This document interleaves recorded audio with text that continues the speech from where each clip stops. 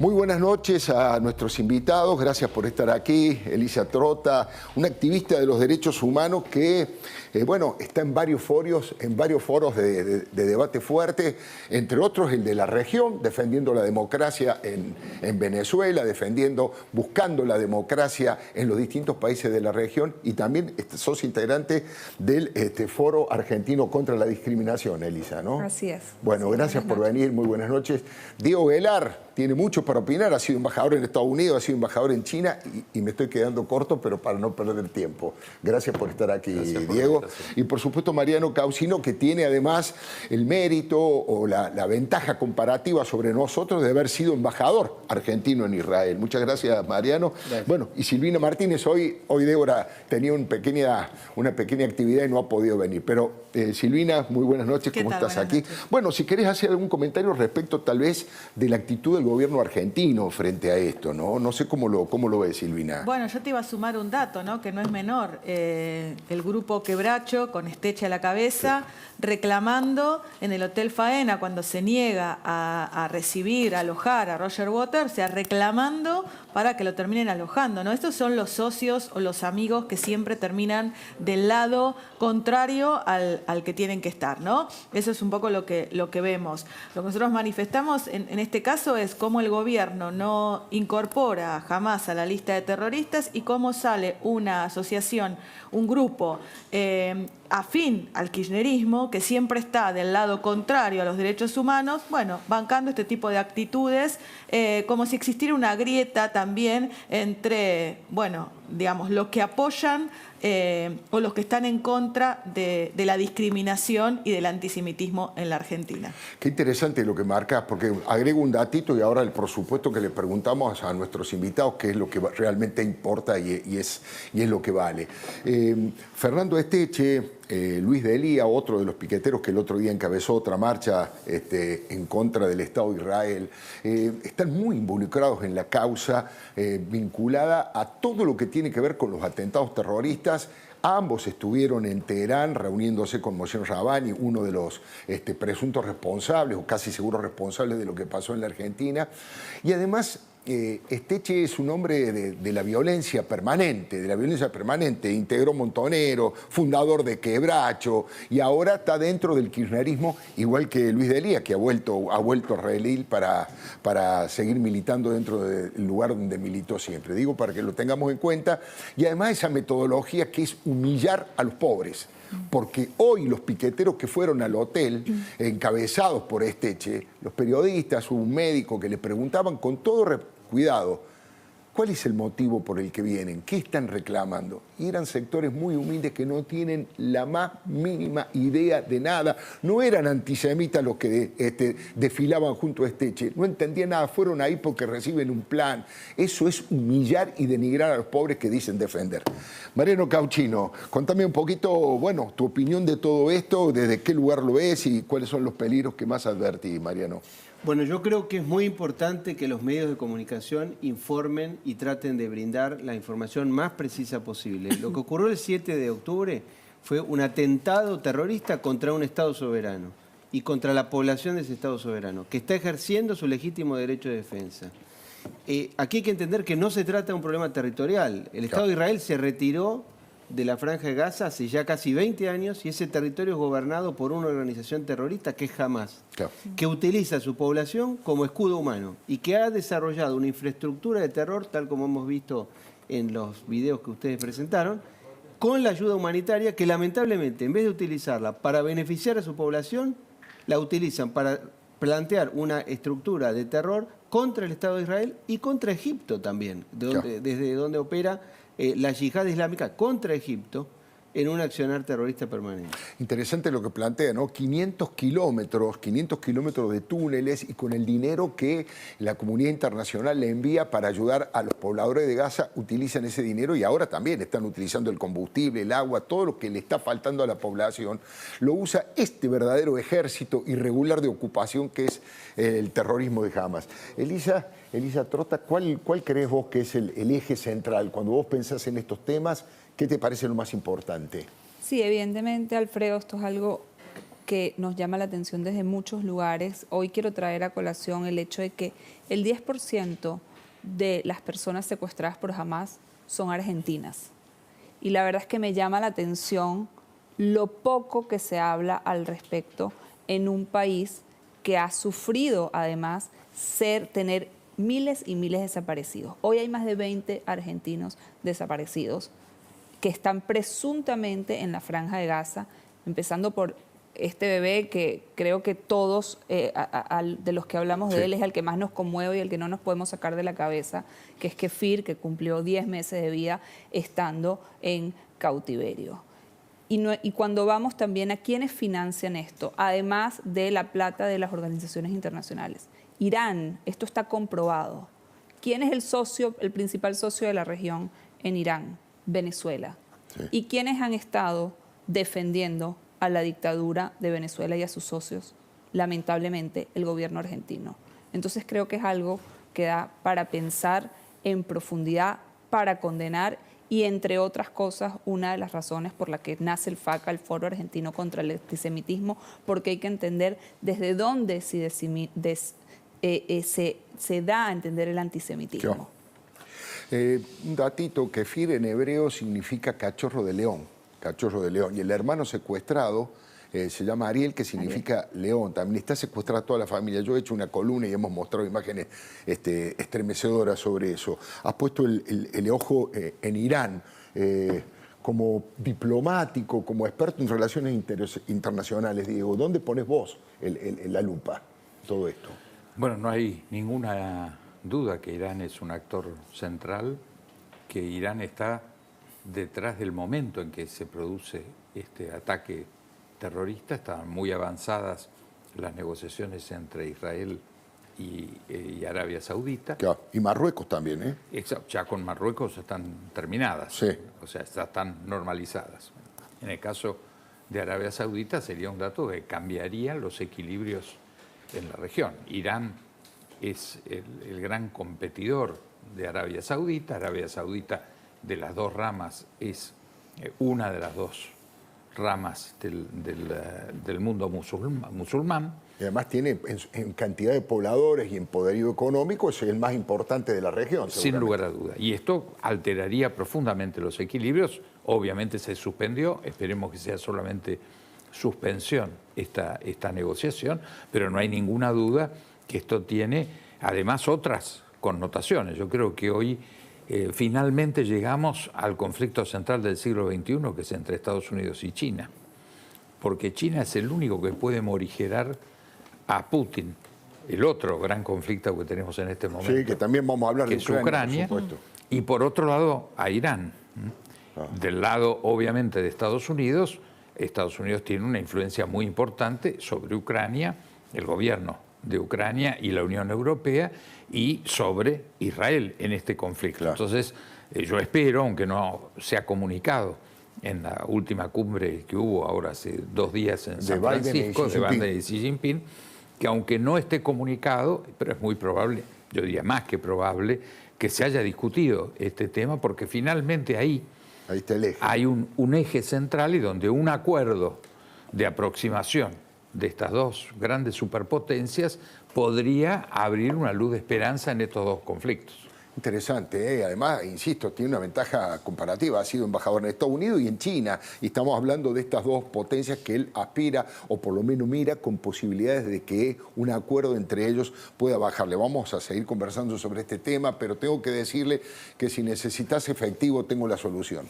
Acércate a Cabildo 2114, donde vas a poder vender oro, alhajas brillantes, relojes importantes a precio internacional. Comunícate al 4787-4400 o el WhatsApp 11-6263-5877 y, como dice Chiche, donde respetan el valor de tus afectos. Acordate, Cabildo 2114.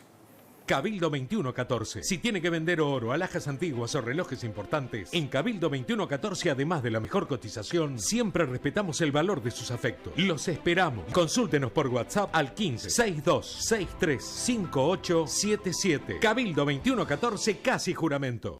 Bueno, le pregunto a Mariano Caucino, ha puesto el eje en el tema de China, el eje el tema de Irán, Bueno, como ex embajador en Israel, este es el principal motivo, el hecho de que han querido dinamitar la posibilidad del acuerdo. Lo estuve leyendo al principio del conflicto a Harari, y él en su columna sostenía eso, porque el razonamiento es muy interesante. Si se firma la paz, como ya se ha firmado con Emiratos Árabes Unidos, con Bahrein, empieza a haber un intercambio turístico, científico, económico que le da posibilidad de progreso a ambos países. Y si se suma Arabia Saudita, Marruecos, bueno, las guerrillas, los terrorismos de Hamas y de Hezbollah quedan muy aislados, quedan muy solos sobre qué base pueden cabalgar para incitar y seguir incitando al odio si los países más importantes empiezan a firmar los famosos acuerdos de Abraham. Pero quiero saber su opinión. Bueno, yo diría que aquí hay tres niveles de conflicto. Por un lado, hay una suerte de reaparición del conflicto Israel-Palestino, que era un conflicto que persistía pero que estaba relativamente encapsulado. Adormecido, sí. En segundo lugar, hay un conflicto que probablemente es el más importante que tenga lugar en Oriente Medio, que es el que es bien explicado el embajador Guelard, que tiene que ver con una ancestral rivalidad entre sunitas y chiitas, y que en el mundo actual lo expresan Arabia Saudita y sus aliados, e Irán y sus aliados, en el cual Israel y los países occidentales comparten un campo de esa relación. Ahora hay un tercer nivel de conflicto, que probablemente es el más relevante, que es la muy mala relación que han encontrado, que han desarrollado las tres principales potencias del mundo, que son los Estados Unidos, China y la Federación Rusa, en ese orden. Y como consecuencia de eso, y del hecho de que hay cuatro potencias fundamentales del sistema internacional que son ex imperios, que son China, Rusia, Irán y Turquía, cuatro ex imperios, que tenían muy malas relaciones entre sí, pero que hoy tienen una unidad relativamente aceptable como consecuencia de la muy mala relación con Occidente. Esta situación desordena situaciones puntuales. Una de ellas es Ucrania, otra es el Cáucaso, donde nadie habla de esto porque está perdido, pero hubo 120.000 desplazados por el colapso de la situación en Nagorno-Karabaj y la reaparición de este conflicto en Oriente Medio. Es interesante, ¿no? Es interesante. Tengo una teoría que no es demasiado original, pero es que el hecho de haber perdido la invulnerabilidad Israel, haber mostrado su debilidad, que no es invencible, haber flexionado las rodillas frente a este ataque criminal, frente a estos crímenes de guerra, alentó el resurgimiento del antisemitismo en distintos lugares del mundo. En algunos lugares más, otros menos. El tema es que hay algo insólito. Las protestas en contra de Israel, las movilizaciones a favor de Hamas, no se dan en los países árabes. Los países árabes no están protestando. Se da básicamente en las ciudades de los países centrales de Europa y en muchos lugares de América Latina. Después vamos a hablar de Bolivia, también del rol que está jugando Bolivia con Irán. Pero a propósito de este resurgimiento del antisemitismo, ¿a qué se debe? Sí, hay una preocupación muy grande, Alfredo, en este sentido, cuando uno ve el resurgimiento de este cáncer, porque hay que decirlo, que ha atacado a la humanidad durante siglos y siglos, que es el antisemitismo. Lo que está sucediendo en Europa es realmente temeroso. En un país como Alemania, que creo que es uno de los países que con mayor compromiso asumió la lucha contra el antisemitismo después de la triste, terrible historia después del Holocausto. En Bélgica, en Francia, lo que vemos que está pasando en las universidades de Estados Unidos, pero sin ir más lejos, lo que ha pasado en Argentina. ¿Por qué se lleva adelante hoy la movilización que se llevó en las escalinatas de la Facultad de Derecho de la UBA?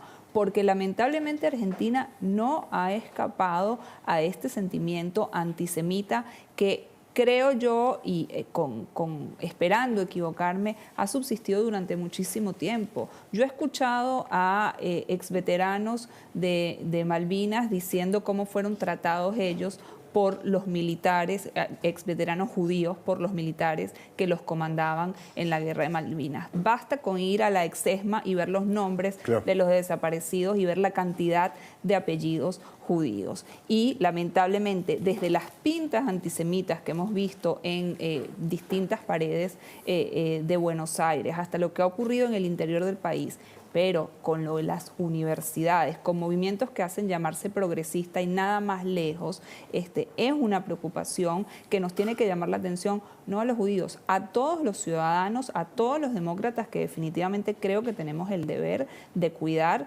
la democracia, de cuidar la libertad y de cuidar la diversidad y de que ningún tipo de situación como esta se ocurra, no vuelva a ocurrir, porque como lo dijiste al principio, no ocurría un acto de antisemitismo tan grande en el mundo y con tantos muertos desde el fin de la Segunda Guerra Mundial. Podemos ver, aunque sea como paño, los aspectos de la movilización de hoy. Fue de una masividad inédita, pocas veces vista. La masividad lo podemos ver como paño, pero le pregunto a Diego Guelar, cuando nosotros éramos jóvenes, los antisemitas, los que apostaban al nazismo, al fascismo, eran Tacuara, la Alianza Libertadora Nacionalista, hoy podría ser Alejandro Biondini, grupos muy marginales que vienen de la ultraderecha y de la admiración por el régimen nazi.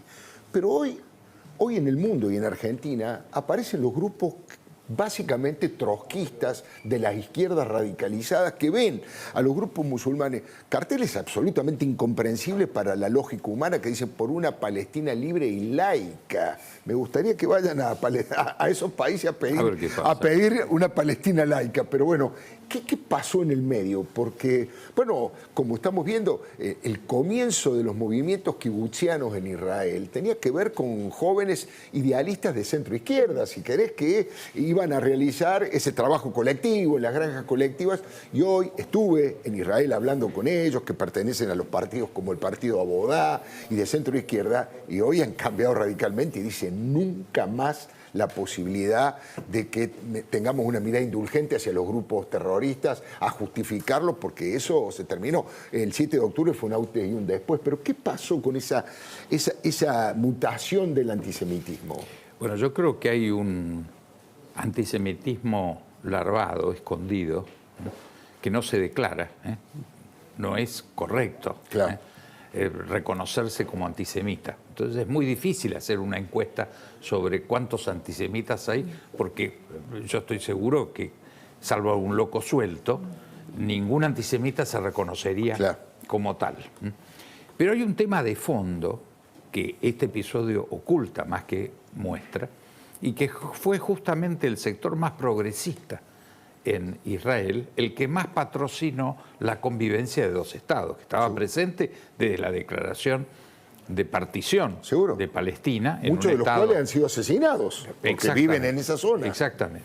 Y un vacío que se produjo hace 20 años con la desaparición de dos grandes líderes israelíes, que fue Rabin y Pérez, que si bien estaban enfrentados entre sí, obviamente era un equipo extraordinario. Y del otro lado tenían una contraparte extraordinaria, que era Arafat, el fundador de Al-Fatah, y que llevó a los acuerdos de Oslo, que fueron quizás el momento más esperanzador de la posibilidad de que efectivamente hubiera dos estados. Pero desgraciadamente estos tres dirigentes fallecieron y no hubo recambio.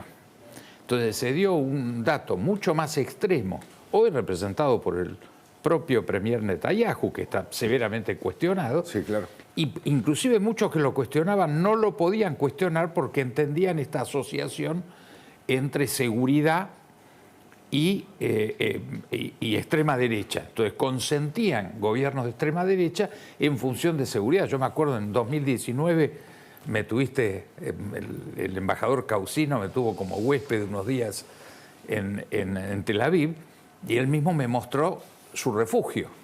Claro, pero claro, las condiciones de normalidad eran tan extraordinarias que creo que un poco ese refugio era un depósito de cuestiones, de cosas del jardín, ¿no? Claro, claro. Y recuerdo haber compartido con Mariano esta reflexión de que la verdad había que tenerlo actualizado como refugio porque en cualquier momento podía pasar cualquier cosa. Y pasó, en esas 4 o 5 días que estuvimos de visita, se dio un ataque de 500, en ese momento hoy estamos hablando de 5.000 por día, 500 cohetes de Gaza a Tel Aviv. Y no había ni sirenas, o sea, la normalidad con la que se vivía, salimos a cenar de noche, fui a la playa con mi mujer. ¿Por qué? Porque eso estaba de alguna forma contenido, era un nivel de violencia que parecía que el partido y la alianza y la presencia de Netanyahu garantizaba la seguridad. Yo creo que esto se terminó.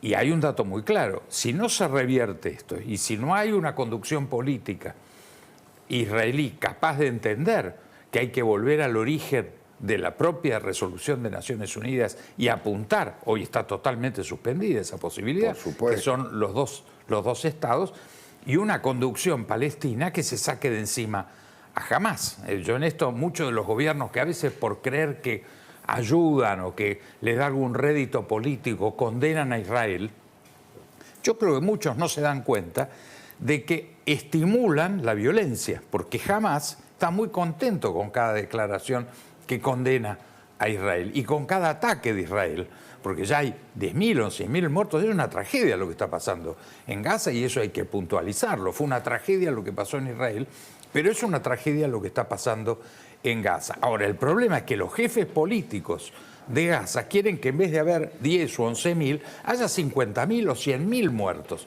Eso para ellos es un triunfo. Lo que pasa, Diego, que Israel no puede permitir que tenga un nivel de operación militar jamás.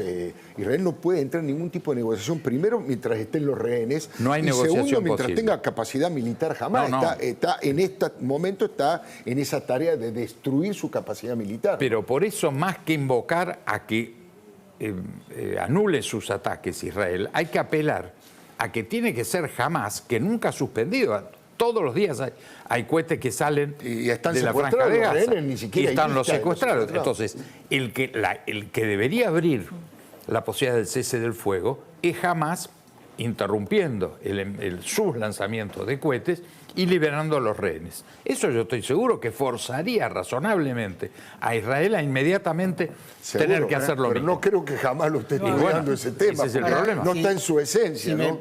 Yo trataría de hacer algunas precisiones, porque la gente no tiene por qué saberlo, pero es importante aclararlo. Cuando se habla de Palestina, en realidad se habla de dos entidades geográficas y políticas diferentes. Sí. Una cosa es lo que ocurre en el West Bank, en Cisjordania, donde gobierna la Autoridad Nacional Palestina, Sí. que tiene un grado de relación o de convivencia con el Estado de Israel relativamente aceptable. Si se nos reconoce el Estado, además. La palabra relativamente es más que aceptable, pero Sí. encuentran algún tipo de entendimiento y de reconocimiento mutuo. Y viven relativamente dentro de un esquema de seguridad. Otra cosa es lo que ocurre en Gaza, donde hay una autoridad en manos de Hamás, que es una organización terrorista que compite por el liderazgo de la causa palestina con Fatah y que hace actos terroristas también contra la Autoridad Nacional Palestina. Claro. De modo que acá no hay una cuestión territorial. La cuestión territorial, en todo caso, que se cuestiona al Estado de Israel, y que es legítimo que se cuestione porque hay cuestiones que son cuestionables, que son los asentamientos, tienen que ver con situaciones que se producen en Cisjordania, no en Gaza. Entonces esto hay que aclararlo, hay que explicarlo. La población no tiene por qué saberlo, pero nosotros debemos tratar de hacer un esfuerzo por explicarlo. Sí, Silvina. Sí, hago una consulta porque, a ver, yo creo que la cantidad de gente que hoy estaban en las escalinatas de la Facultad de Derecho muestra no solamente un apoyo, ¿no? y un nunca más a estas conductas antisemitas, pero también creo que es digamos, involucrarse en la eventual posibilidad, no sé, acá les pregunto a los invitados, de que la Argentina sea nuevamente sede de algún atentado, digo, por las condiciones de Argentina en lo que tiene que ver con la seguridad y por otro lado en la postura, hasta dentro de poco veremos qué pasa en las elecciones, del actual gobierno con relación a sus aliados y lo que ha manifestado públicamente. ¿Cómo ven ustedes Hoy, ese tema? Elisa, perdón. No, Ahora- hoy no hay ningún lugar seguro. Seguro. Es decir, los antecedentes que tenemos en Argentina Claro. son muy, muy claros. El ataque a la embajada israelí, después a la sede de la comunidad judeo-argentina, la AMIA. Pero si vemos el mapa de atentados, vamos a ver que está Londres, París, Sí. Madrid. Y además no hay que olvidar, Alfredo, Silvina, no hay que olvidar que Irán es un país muy importante en el sistema internacional. Sí, claro. Irán es heredero de un imperio y de una cultura milenaria. Irán es un país de 80 millones de habitantes con una sociedad sofisticada. Lamentablemente está en manos de un régimen teocrático, antioccidental, que transformó al país más pro-occidental y más pro-israelí de la región en el menos en el año 1979, cuando cayó la monarquía de Shah. Ahora, ese régimen de los ayatolas es un régimen que promueve la destrucción de Israel, que niega la existencia del holocausto, que tiene una agenda antioccidental y que promueve el terrorismo, como hemos sido víctimas nosotros. Y para terminar, que ha firmado acuerdos de seguridad y de defensa con Bolivia en julio de este año. Por lo tanto, nosotros tenemos una presencia iraní y una potencial complicación en la región, aquí nomás en nuestra frontera. Impresionante, ¿no? Otorgándole visas en Bolivia a los ciudadanos iraníes. Sí, Elisa. y solo para complementar, Sí. vuelvo a lo que comentaba al inicio. Recordemos cuál es la entrada de los iraníes a la región. Es Venezuela. Recordemos el avión Entrasur, que hace solo un año estaba aterrizando en territorio argentino. Que según Aníbal Fernández era un avión escuela, venían a practicar cómo manejar el avión, ¿no? Los pilotos. Recordemos los vuelos que hay semanalmente entre Teherán y Caracas. Recordemos que hace escasamente 2 semanas detuvieron a 2 iraníes con pasaportes falsos en Brasil. Y bueno, lo que lamentablemente todos sabemos, Argentina ha sido víctima de los mayores ataques terroristas en la región antes del 11 de septiembre. Claro. Entonces, definitivamente creo que no hay ningún lugar seguro, pero que lamentablemente tenemos que tener las alarmas prendidas y no solo asegurarnos, y valga la redundancia, la seguridad de los ciudadanos, sino también entender que esto es un problema que no es geopolítico de una región que no nos incumbe a nosotros. Es geopolítico y es algo que nos incumbe a todos los ciudadanos y especialmente los de la región. Mariano, ¿cómo juzgás la actitud del gobierno de Alberto Fernández? Bueno, si es que Alberto Fernández todavía anda por ahí, bueno, hace mucho que no lo vemos, ¿no? Yo lo que diría es lo siguiente. Cuando cayó el muro de Berlín, en esta región del mundo, todos los países se habían democratizado, a excepción de Cuba. Todos pensamos que la dictadura castrista iba a caer por la falta de la asistencia soviética. Sí. Sobrevivió y amplió su extensión en Venezuela, en Nicaragua y en Bolivia. Hoy en esta región del mundo hay al menos 4 dictaduras, que son, como sabemos, Cuba, Venezuela, Nicaragua y Bolivia. Y hay una serie de países que tienen gobiernos democráticos, pero que han puesto su diplomacia al servicio de la protección de esas dictaduras. Uno de ellos, lamentablemente, ha sido la administración Fernández-Kirchner, que ha tenido esta actitud de defender en todos los foros internacionales a Cuba, a Venezuela, a Nicaragua y a Bolivia. Sí. Lamentablemente, esta situación es la que nos complica con esa realidad con Irán. Los comunicados de la Cancillería Argentina, ustedes vieron, algunos, los primeros fue positivo, el segundo fue hasta criticado por el candidato oficialista, sí, que dijo que le pareció horrible, así que creo que nos opta a nosotros. Silvina tiene un pequeñísimo informe, no tenemos demasiado tiempo, pero sí me gustaría que cuente de qué manera Sergio Massa ha modificado el presupuesto para multiplicar el plan Palatita hasta alturas estratosféricas. Mira, sí, salió publicado en el Boletín Oficial en estos últimos días. Tenemos a la modificación en el presupuesto. Vos sabés que se aprueba un presupuesto, pero que después se va modificando, bueno, de acuerdo a las realidades. Mirá en la cantidad de organismos que este presupuesto se amplió en el mes de noviembre, ¿no? Justamente con el plan Platita. Mira, tenés ANSES, la Cámara de Diputados que maneja Cecilia Moró, la Agencia Nacional de Discapacidad, el PAMI. Todos estos son a través de subsidios, todas estas cosas que se fueron dando. El Ministerio de Trabajo, Corredores Viales, el INCA, Fabricaciones Militares, Radio y Televisión Argentina. Bueno, muchos de estos tienen que ver con este plan Platita que se fue entregando. Obviamente la plata no alcanzaba, pero la otra cuestión que tiene que ver con esto y que también surge del boletín oficial es la bomba de tiempo que deja para el próximo presidente, ya sea que sea Massa o Milei. Porque sigue saliendo publicado en el boletín oficial cientos y cientos de designaciones y de pases a planta permanente del personal de la administración pública. Es increíble porque casi no aparecen decisiones de otro estilo que no sean acá como las que te traje hoy, 3 nada más, porque podemos estar toda la noche con designaciones y con nuevos pases a planta permanente en el Estado. Así que cualquiera sea el resultado del domingo, el nuevo presidente se va a tener que enfrentar a esta realidad. ¿Qué hace con la cantidad de empleados públicos y con esta bomba de tiempo que nos va a explotar a los argentinos? Gracias, Silvina. Cierro simplemente con una pequeña postal de lo que vi en la plaza central de Tel Aviv. Inmediatamente, a los pocos días que se había generado estos crímenes de guerra, esta brutalidad, y donde había en todo el país entierros, la gente iba a acompañar a los deudos, había mucha tristeza, empezaron a poner velas en distintas fuentes, en distintos lugares y por supuesto en la principal plaza de Tel Aviv también, 1.400 velas y banderas, y la gente iba allí a rezar. Y me contaron que esa plaza una semana antes, el día del atentado, el 7 de octubre, había sido un símbolo de la división del país, un símbolo de la división, porque estaban en el medio de 3 fiestas, el Shabbat, la posibilidad estaban terminando Sukkot y también estaban terminando la fiesta de la Torá, Simchat Torá. Y estaban los sectores más ultraortodoxos, enojados porque querían que las mujeres fueran para otro lado y los hombres no. Se pelearon.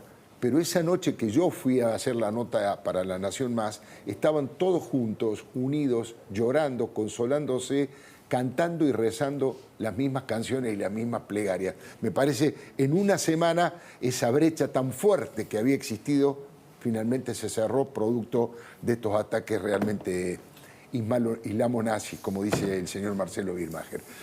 Elisa Trota ha sido muy amable, gracias por venir aquí. Igualmente Mariano, igualmente Diego Guelar, el gusto de trabajar con Silvina Martínez y además el gusto de saludar a la exitosa Viviana Canosa en el último